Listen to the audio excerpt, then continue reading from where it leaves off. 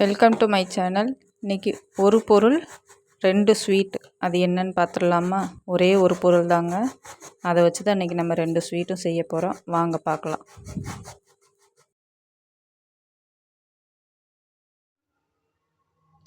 அடுப்பு பக்கமே போகாமல் ஒரு instant healthy laddu and healthy கொழுக்கட்டை, இன்ஸ்டண்ட்டாக செய்யக்கூடிய ஒரு கொழுக்கட்டைங்க. வாங்க எப்படி பண்ணுறதுன்னு வீடியோவுக்கு போகலாம் வாங்க. Hello friends, welcome to my channel. இன்றைக்கி நம்ம என்ன பார்க்க போகிறோன்னா, hello friends, welcome to my channel. Vinayagar சதுர்த்திக்கு வாங்கின பொரி அவல் எல்லாம் நிறைய மீந்து போச்சா? டெய்லி பொரி சாப்பிட்றதா அப்படின்னு சொல்லி கேட்குறாங்களா? வாங்க ஈஸியாக ஒரு டிஷ் பண்ணலாம். பொரி அவலை வச்சு அடுப்பக்கமே போகாமல் ஒரு கொழுக்கட்டை ரெசிபி தான் இன்றைக்கி நம்ம பார்க்க போகிறது.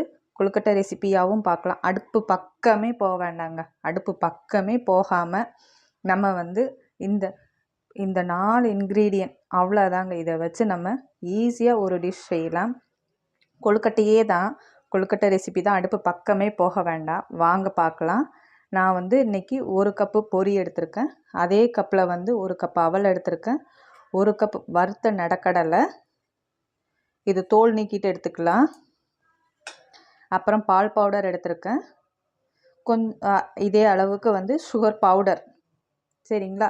2 ஏலக்காய், வாசனைக்காக 2 ஏலக்காய். இவ்வளோ தாங்க ஐட்டம், வேறு எதுவும் இல்லைங்க. வாங்க நெக்ஸ்ட் இது என்ன பண்ணலான்னு சொல்லிட்டு பார்த்துட்டு வந்துடலாம். இந்த மாதிரி செஞ்சு கொடுங்க. பொரி அவல் வேண்டான்னு சொல்லாது. பொரி அவலில் செஞ்ச டிஷ்ஷா அப்படின்னு சொல்லிட்டு கேட்பாங்க, திரும்ப திரும்ப கேட்பாங்க. இது கூட முந்திரி பருப்பு இருந்தாலும் ஆட் பண்ணிக்கிடலாம். முந்திரி பருப்பும் பாதாம் பருப்பும் இருந்தாலும் ஆட் பண்ணிக்கிடலாம். நான் இது கூட முந்திரி பருப்பு மட்டும் இன்றைக்கி ஆட் பண்ணிக்கிறேன். முந்திரி பருப்பு நிறைய ஆட் பண்ணணும்ல, ஒரு 4 பருப்பு இருந்தால் இன்னும் ஸ்வீட் கொஞ்சம் நம்மளுக்கு அந்த டிஷ் கொஞ்சம் இன்னும் ரிச்சாக இருக்கும். அதுக்காக தான். இப்போ நம்ம இது எல்லாத்தையும் ஒவ்வொன்றா தனித்தனியாக அரைச்சி எடுத்துக்கிடலாம். பொரி நெக்ஸ்ட் அரைச்சிக்கலாம் ஒவ்வொன்றா. பொரி கூட ஏலக்காயும் போட்டு அரைச்சி எடுத்துட்டேன். ரொம்ப வலுவலுன்னு இருக்கணும்னு அவசியம் இல்லை. ரொம்ப நைஸாக கொஞ்சம் குறன்னு இருந்தால் தான் நல்லாயிருக்கும் சாப்பிட்றப்போ.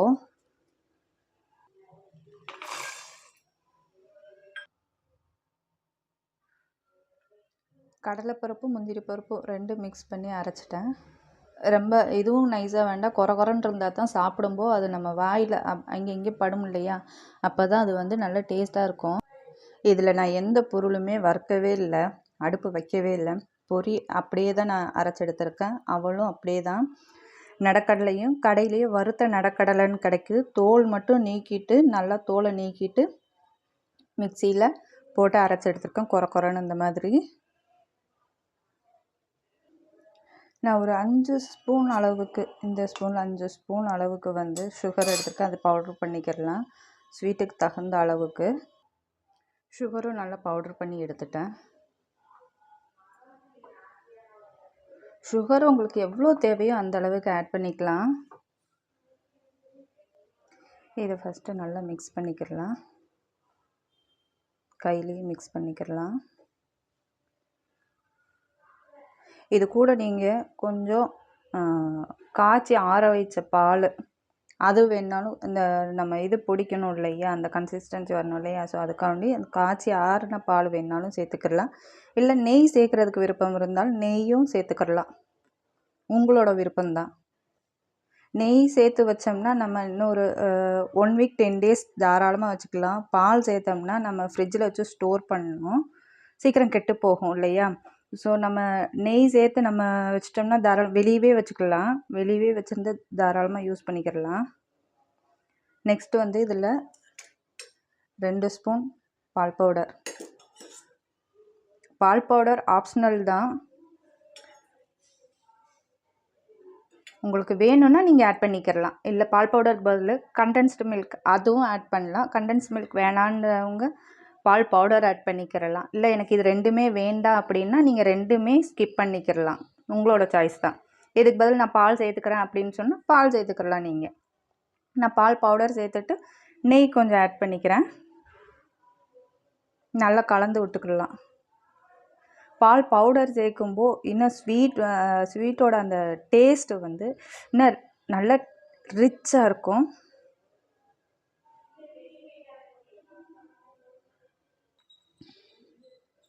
நெய் தான் ஆட் பண்ணியிருக்கேன். நல்லா அந்த பக்குவ அளவு பிசைஞ்சுக்கலாம்.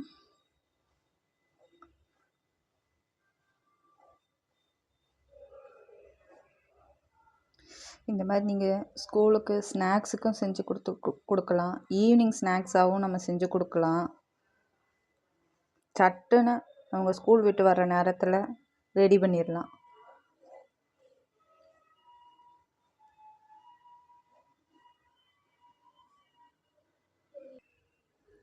நம்ம கொழுக்கட்டைன்னு சொல்லலாம், லட்டுன்னு சொல்லலாம். ரவா லட்டு மாதிரியே இருக்குங்க.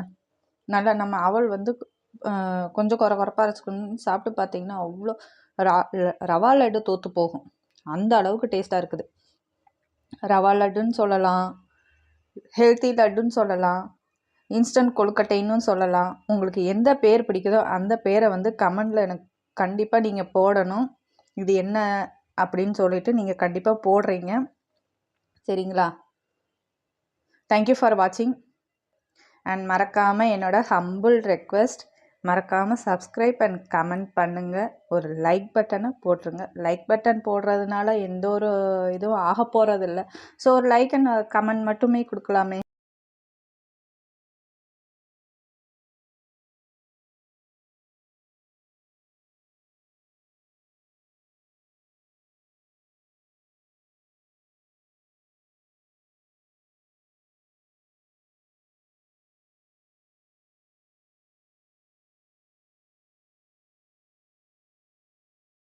Friends, welcome to my channel. இன்றைக்கி வந்து நம்ம பார்க்க போகிறது பொரி, 1 கப்பு தேங்காய். பொரி 1 கப் தேங்காய், இதை வச்சு ஒரு சூப்பரான ஒரு ஸ்வீட் இதை செய்ய போகிறோம். வாங்க பார்க்கலாம். ஈஸியான ஸ்வீட் தாங்க. வாங்க. நான் இன்றைக்கி வந்து 2 கப் பொரி எடுத்திருக்கேன். எந்த கப்பில் நம்ம மெஷர் பண்ணுறோமோ அதே கப்பில் தான் எல்லா திங்ஸுமேவும். 2 கப் பொரி. ஃபஸ்ட்டு இந்த பொரியை வந்து நல்லா தண்ணி ஊற்றி நல்லா கொஞ்ச நேரம் ஊற வச்சிடலாம். ஒரே 1 கிளாஸ் தண்ணி போதுங்க. இது ஊறுற அளவுக்கு தண்ணி போதும். ஒரு 10 நிமிஷம் இது அப்படியே ஊறட்டும். 10 நிமிஷத்துக்கு இது அப்படியே ஊறட்டும். இது அப்படியே தனியாக நம்ம எடுத்து வச்சிடலாம். அடுத்து வந்து இந்த தேங்காய் கூட ஏலக்காய், இந்த வெல்லம், வெல்லத்தை வந்து நம்ம லைட்டு பாகு மட்டும் காய்ச்சி எடுத்து வச்சுக்கலாம். நான் வந்து சர்க்கரை வந்து 2க்கு 1 தான் எடுத்திருக்கேன். உங்களுக்கு ஸ்வீட் எவ்வளோ வேணுமோ அந்தளவுக்கு ஸ்வீட் போட்டுக்கலாம். தென் இது வந்து பாகுபதம் வரணும்னு அவசியம் இல்லை. இந்த சர்க்கரை வந்து நல்லா கரையணும், அவ்வளோதான். அதுதான் ப்ராசஸ்ஸேவும். ஓகேங்களா? நெக்ஸ்ட் வந்து நம்ம தேங்காயை அரைச்சி எடுத்துகிட்டு வந்துடலாம். சட்டுன்னு பண்ணிடலாம். வெல்லம் கரைஞ்சா போதும், நமக்கு பாகு வேண்டாம். அதுவும் இதில் வந்து நம்ம தண்ணி எதுவுமே சேர்க்க போகிறது கிடையாது. இப்போ நெக்ஸ்ட்டு தேங்காய் வந்து அரைச்சி எடுத்துடலாம். தேங்காய் நல்லா அரைச்சி எடுத்தாச்சு. தென் வந்து பொரி நல்லா ஊறி வந்துட்டான். அரை டம்ளர் 1 டம்ளர் தண்ணி தான் ஊற்றினேன். 2 கிளாஸ் பொரிக்கு வந்து நல்லா ஊறிட்டான். எவ்வளோ தண்ணி இருக்குன்னு பாருங்கள். இதை வந்து அப்படியே மிக்ஸி ஜாருக்கு நல்லா புழிஞ்சிட்டு, தண்ணி எதுவுமே ஊற்ற வேண்டாம், தண்ணி ஊற்றாமலே அரைச்சிக்கலாம்.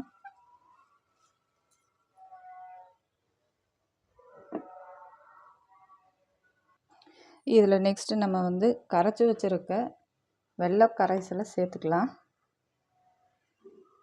இதே போதுங்க தண்ணி. இதுவே நமக்கு வந்து கரெக்டாக இருக்கும். தண்ணி ஊற்றணும்னு நமக்கு அவசியமே இல்லை.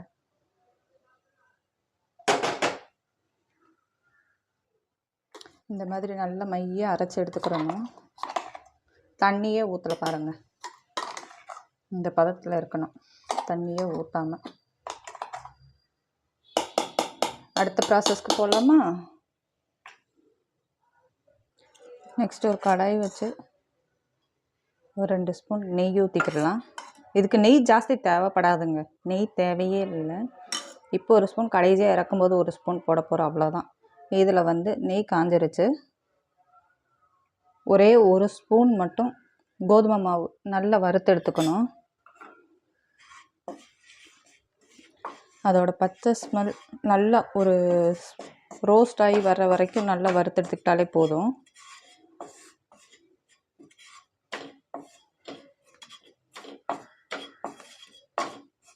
வறுக்கும் போதே உங்களுக்கு மனம் தெரியும் இல்லையா?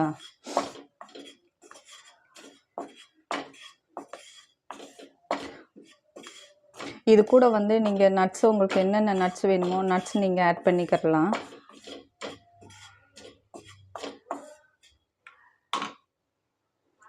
லோ ஃப்ளேம்லேயே இருக்கட்டும். இந்த நெய் எல்லாம் நல்லா உருகி இந்த மாதிரி வரும்.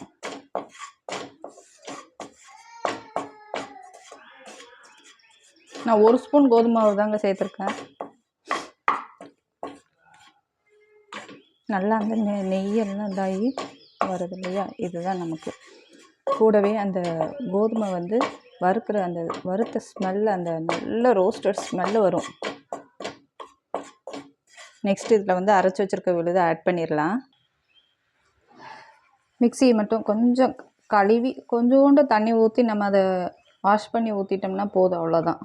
இது நல்லா கை விடாமல் கிளறிட்டே இருக்கணுங்க. கொஞ்சம் நேரத்துக்கு சிம்மில் வச்சுட்டு கை விடாமல் நல்லா கிளறிட்டே இருக்கணும். சீக்கிரம் கட்டி தட்டும். கை விடாமல் கிளறிட்டு இருக்கணும். ஈஸியாக சிம்பிளாக செஞ்சிடலாம். ரொம்ப ஈஸி செய்கிறது.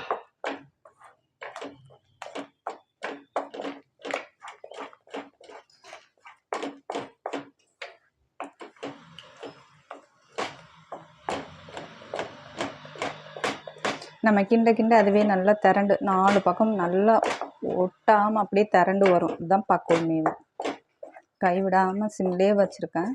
சிம்லேயே வச்சு தான் கிளறணும்.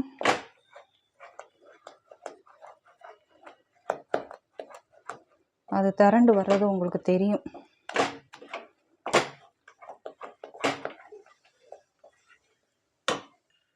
இப்போ லாஸ்ட்டாக வந்து ஒரே ஒரு ஸ்பூன் நெய் மட்டும் ஆட் பண்ணிக்கலாம். அவ்வளோதாங்க, வேலை முடிஞ்சது.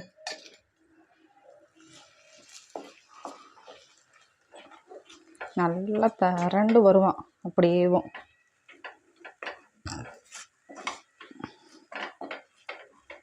எங்கேயுமே ஒட்ட மாட்டான்.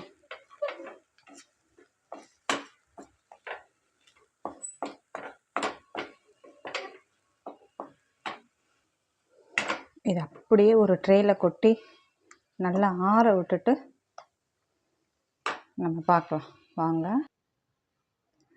நம்ம ஸ்வீட் இப்போ ரெடிங்க. 5 நிமிஷம்தாங்க, ரொம்ப நேரம் எடுக்காது. 5 நிமிஷம்தான். சுவையான ஸ்வீட் ரெடி.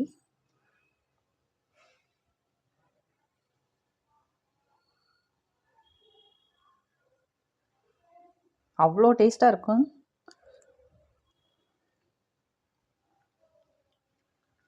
நீங்களும் செஞ்சு பாருங்கள். செஞ்சு பார்த்துட்டு உங்கள் கமெண்ட்டை மறக்காமல் எனக்கு கமெண்டில் பதிவு பண்ணுங்கள். மறக்காமல் என்னோடய சேனலை சப்ஸ்கிரைப் பண்ணிக்கோங்க. அந்த பெல் ஐக்கான் பட்டனையும் அழுத்திக்கோங்க. லைக் பண்ணுங்கள். தேங்க்யூ ஃபார் வாட்சிங். தேங்க்யூ.